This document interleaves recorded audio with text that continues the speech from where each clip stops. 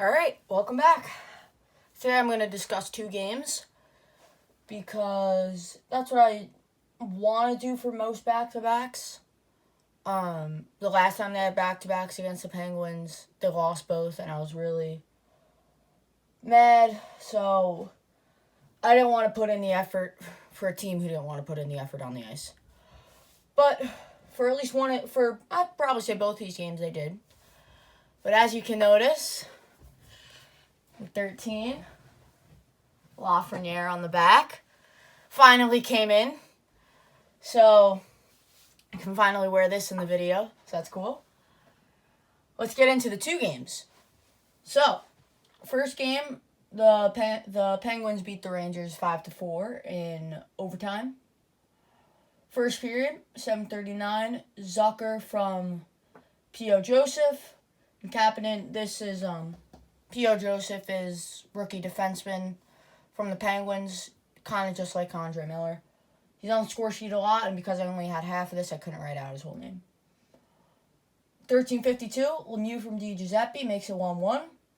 And then with 40 seconds left, Tanev from POJ and Bluger to make it 2-1, Penguins going into the second.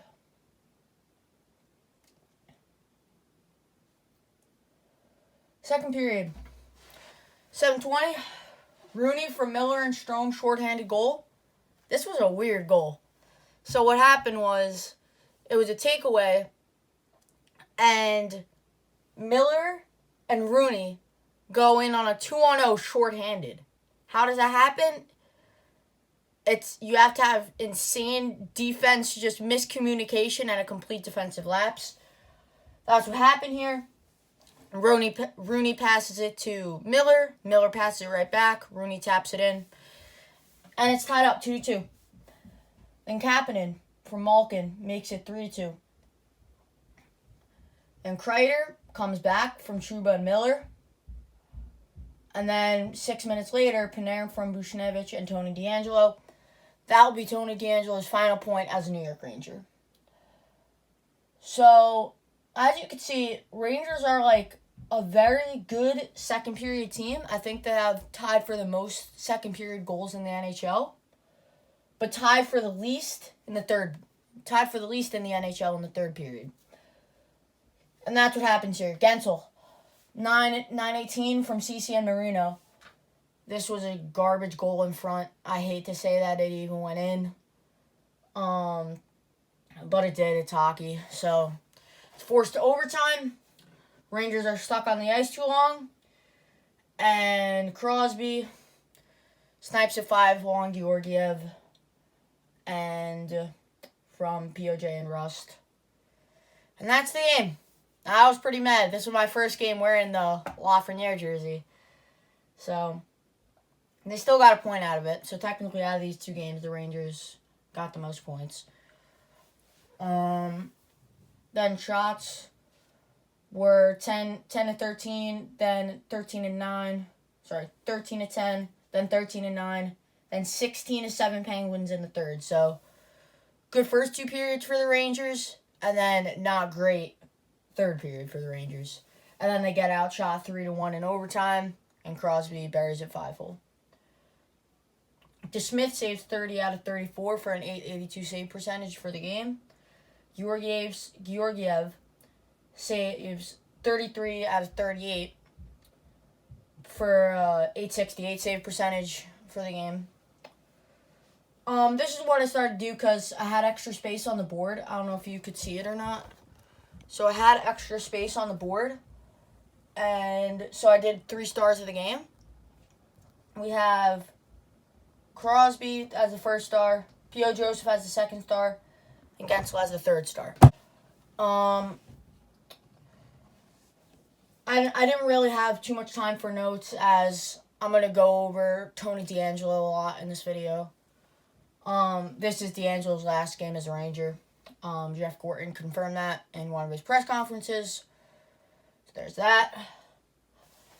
Then, Rangers win 3-1 over the Penguins.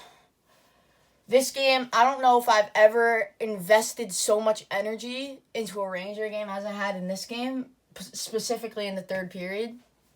So, 9:05, Zucker from Malkin and Ruedel. Zucker scores the opening goal in both games. Is the 2020 first round pick worth it? Giving up for him? If you did not know, they traded a first round pick to the Minnesota Wild. It was a conditional first round pick, so they could have kept it. They could have kept the 2020 draft pick and gave the Wild the 2021 for their 2021 first round pick, or they could have gave them their 2020 pick and kept the 2021 pick. So what they did was Jim Rutherford kept the 2020 pick and traded to not the Pittsburgh Penguins. He kept the 2020 pick and traded to the Toronto Maple Leafs for Kasperi Kapanen because the Leafs need cap space, as always. Sorry, Leaf fans. It's just how it is with your team when you sign 3 guys over $11 million. So, yeah. So they're going to have a 2021 first-round pick, the Minnesota Wild. I mean, as long as Pittsburgh doesn't, they either make the playoffs or they don't miss the playoffs by too much, their first-round pick shouldn't fall too far out of the top 10. Or you want it to fall further out of the top 10 if you're Pittsburgh.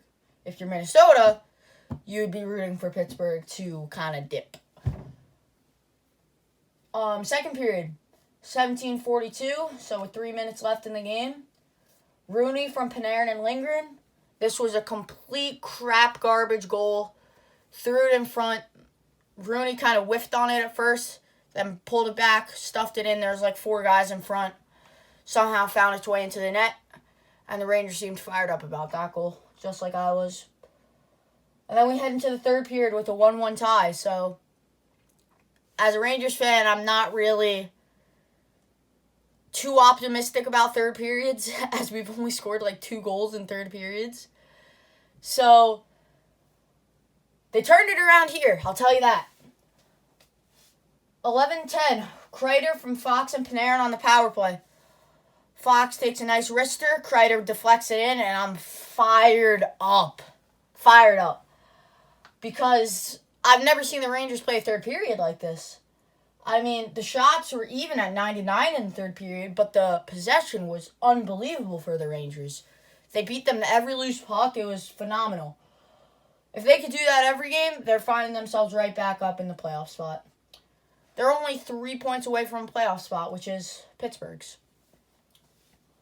And then with 0.5 seconds left, I put it up as 20 minutes. Panarin from Strome with an empty net.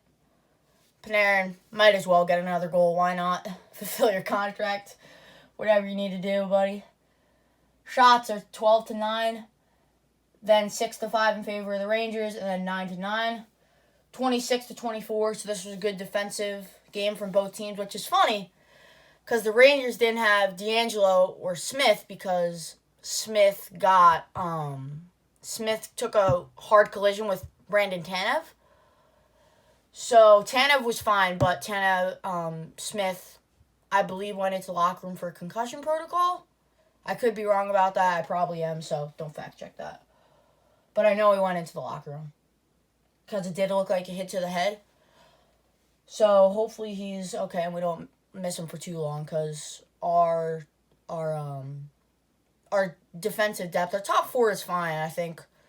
Trouba, Miller, Fox, and Lindgren. And then you have Boteto and who was the other one?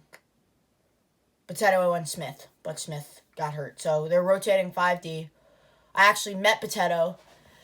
I've actually met Boteto in person once. I'm sure some of my friends have too. Well, I know some of my friends have too, but Anthony Boteto signature. So it was pretty fun when he signed with the Rangers in free agency, and now that he's actually playing. So it's good to see somebody I met play in the NHL. I mean, I also met Fox and Sonny Milano. Both hometown kids. Milano's playing in Anaheim. Fox playing here. Shesterkin, 25 saves on 26 shots for a 962 save percentage. So great night for Shesterkin. He really needed this. DeSmith, 21 saves on 23 shots for a 913 save percentage.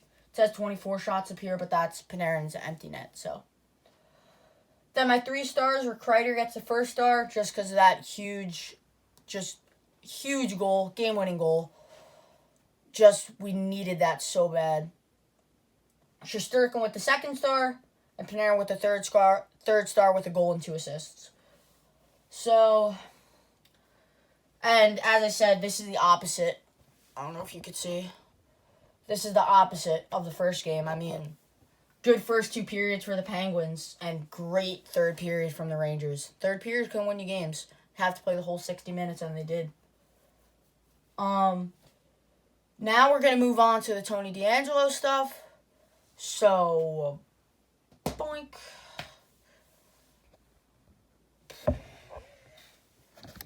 Hey guys, future me here. It's Thursday and I've been trying to upload this video for 2 days. The video was too long. I was going to include Tony DeAngelo in it, so I'm just going to include it in a future video. But until then, see ya.